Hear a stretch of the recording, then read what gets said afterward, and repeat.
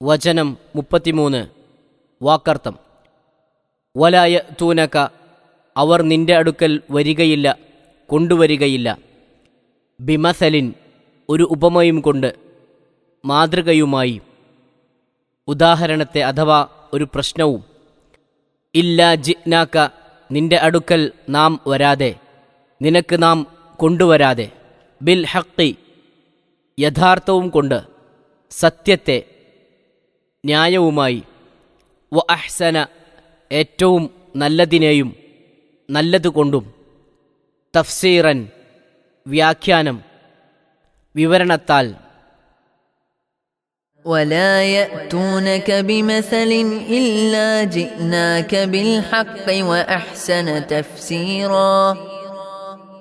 നബിയെ, അവർ നിന്റെ അടുക്കൽ ഏതൊരു മാതൃകയും അഥവാ ഏതുതരം പ്രശ്നവും കൊണ്ടുവരുന്നതായാലും നിനക്ക് യഥാർത്ഥവും ഏറ്റവും നല്ല വിവരണവും നാം കൊണ്ടുവന്നു തരാതിരിക്കയില്ല. വചനം 34. വാക്കർത്ഥം.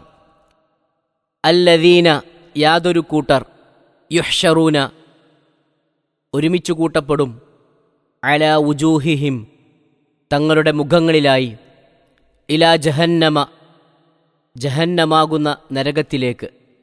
ഉലായിക, അക്കൂട്ടർ, ഷർറുൻ, ഏറ്റവും മോശപ്പെട്ടവരാണ്, ചീത്തപ്പെട്ടവരാണ്. മക്കാനൻ, സ്ഥാനം, സ്ഥാനത്താൽ. വ അദല്ലു, ഏറ്റവും പിഴച്ചവരുമാണ്. സബീലൻ, വഴി, മാർഗത്താൽ. الذين يحشرون على وجوههم إلى جهنم أولئك شر مكانا وأضل سبيلا. തങ്ങളുടെ മുഖങ്ങളിലായി അഥവാ തലകീഴായി നരകത്തിലേക്ക് ഒരുമിച്ച് കൂട്ടപ്പെടുന്നവരാകട്ടെ, അങ്ങനെയുള്ളവർ സ്ഥാനം ഏറ്റവും ചീത്തപ്പെട്ടവരും മാർഗം ഏറ്റവും പിഴച്ചവരുമത്രേ. 33-34 വചനങ്ങളുടെ വിശദീകരണം. അവിശ്വാസികളുടെ പല ആരോപണങ്ങളെ സംബന്ധിച്ചും പ്രസ്താവിച്ചുവല്ലോ. തുടർന്നുകൊണ്ട് അവർ രംഗത്തിറക്കുന്ന ഏതുതരം ആരോപണ മാതൃകകളെയും അവർ മുന്നോട്ടു കൊണ്ടുവരുന്ന ഏതുതരം പ്രശ്നങ്ങളെയും സത്യവും ന്യായവുമായ മാർഗേണ തട്ടിത്തകർക്കുമാറ് ഏറ്റവും നല്ല വിവരണവും വ്യാഖ്യാനവും നാം നൽകുന്നതാണെന്ന് നബി സല്ലല്ലാഹു അലൈഹി വസല്ലമക്ക് അല്ലാഹു ഉറപ്പുകൊടുക്കുന്നു. ആ മത്സരബുദ്ധികളുടെ പര്യവസാനം നരകത്തിലേക്കാണെന്നും അവരെ അതിലേക്ക് കൊണ്ടുവരപ്പെട്ടത് ഏറ്റവും നിന്ദ്യമായ നിലയിൽ മുഖം കുത്തി കിഴുക്കാൻ തൂക്കായ സ്ഥിതിയിലായിരിക്കുമെന്നും അവർ അങ്ങേയറ്റം വഴിപിഴച്ച് ദുഷിച്ചു പോയിരിക്കയാണെന്നും അറിയിക്കുകയും ചെയ്യുന്നു.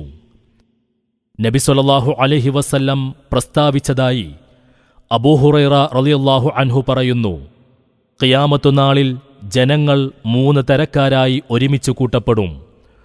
ഒരു തരക്കാർ കാൽനടക്കാരായി, മറ്റൊരു തരക്കാർ വാഹനപ്പുറത്തായി, വേറൊരു തരക്കാർ മുഖം കുത്തിയവരായി. അപ്പോൾ ചോദിക്കപ്പെട്ടു, റസൂലേ, എങ്ങനെയാണ് മുഖങ്ങളിൽ നടക്കുക? തിരുമേനി പറഞ്ഞു, അവരെ അവരുടെ കാലുകളിൽ നടത്തിയവന് നിശ്ചയമായും അവരുടെ മുഖങ്ങളിൽ നടത്തുവാനും കഴിവുള്ളവനാണ്. എന്നാൽ അറിഞ്ഞേക്കുക, അങ്ങനെ മുഖം കുത്തി നടക്കുമ്പോൾ എല്ലാ കല്ലും മുള്ളും അവർ തങ്ങളുടെ മുഖം കൊണ്ട് തന്നെ സൂക്ഷിക്കുന്നതാണ്. തിർമിദി. ഇമാം ബുഖാരിയും മുസ്ലിമും റഹിമഹുമുള്ള അനസ് റളിയല്ലാഹു അൻഹു വഴി നിവേദനം ചെയ്യുന്ന ഒരു ഹദീസിൽ ഇപ്രകാരം കാണാം. എങ്ങനെയാണ് അവിശ്വാസിയെ അവന്റെ മുഖത്തിന്മേലായി ഒരുമിച്ചു കൂട്ടുക എന്ന് നബി സല്ലല്ലാഹു അലൈഹി വസല്ലമയോട് ചോദിക്കപ്പെട്ടു. നബി സല്ലല്ലാഹു അലൈഹി വസല്ലം ഇങ്ങനെ ഉത്തരം പറഞ്ഞു, അലൈസല്ലദി അംശാഹു അലർ റിജ്ലൈനി ഫിദ്ദുനിയ ഖാദിറൻ അലാ അൻ യുംശിയഹു അലാ വജ്ഹിഹി യൗമൽ ഖിയാമ. മുത്തഫഖുൻ അലൈഹി. ഇഹലോകത്തിൽ അവനെ 2 കാലിൽ നടത്തിയിട്ടുള്ളവൻ ഖിയാമത്തുനാളിൽ അവനെ അവന്റെ മുഖത്തിന്മേൽ നടത്തുവാൻ കഴിവുള്ളവനല്ലയോ? ഇഹലോകത്തിൽ കാലിന്മേൽ നടത്തി എന്നും ഖിയാമത്തുനാളിൽ മുഖത്തിന്മേൽ നടത്തുവാൻ എന്നും ഈ ഹദീസിൽ നബി സല്ലല്ലാഹു അലൈഹി വസല്ലം പ്രയോഗിച്ചതിൽ ഒരു തത്വം ഒളിഞ്ഞുകിടപ്പുണ്ടെന്ന് മനസ്സിലാക്കാം. ഈ ലോകത്തെ പ്രകൃതിചട്ടങ്ങളും പരലോകത്തെ പ്രകൃതിചട്ടങ്ങളും ഒരേ മാനദണ്ഡം കൊണ്ട് അളന്നുകൂടാത്തതാണ്. ഭൗതിക നടപടിക്രമങ്ങളിൽ നിന്നും വളരെ വ്യത്യസ്തമായ നടപടികളും അവിടെ നടക്കുവാനിരിക്കുന്നുണ്ട് എന്നത്രേ അത്. ഇങ്ങനെയുള്ള ഒരു സൂചനയുടെ ഉദ്ദേശമില്ലെങ്കിൽ അള്ളാഹുവിൻ്റെ കഴിവിനെ മാത്രം സൂചിപ്പിച്ചുകൊണ്ട് കാലുകളിന്മേൽ നടത്തിയവൻ മുഖത്തിന്മേൽ നടത്തുവാൻ കഴിയുന്നവനല്ലയോ എന്നു മാത്രം പറയാമായിരുന്നുവല്ലോ. ചുരുക്കത്തിൽ അള്ളാഹുവിൻ്റെ കഴിവും പരലോകത്തിലെ നടപടിക്രമങ്ങളും നോക്കുമ്പോൾ മുഖം കൊണ്ട് നടക്കുക എന്നത് കേവലം അസംഭവ്യമൊന്നുമല്ല എന്ന് താൽപ്പര്യം.